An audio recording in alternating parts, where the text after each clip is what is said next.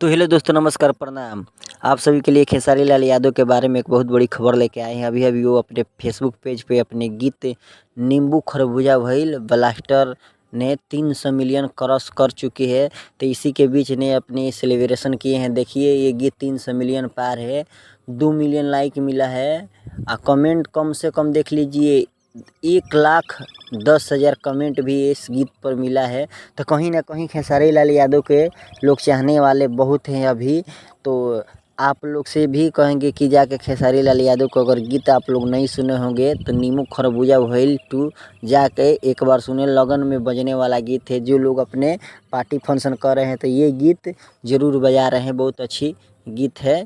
अच्छे तरीक़े से गाए भी हैं। नेहा कक्कड़ भी इसमें साथ दी है खेसारी लाल यादव का। तो कहीं ना कहीं खेसारी लाल यादव का नाम बहुत बड़ा नाम है।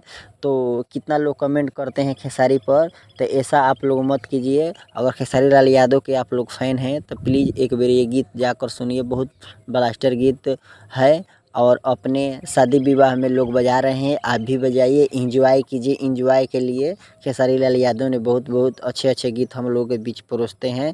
तो कहीं ना कहीं हम लोग इनका आभारी हैं कि हम लोग का मनोरंजन खेसारी लाल यादव करा रहे हैं।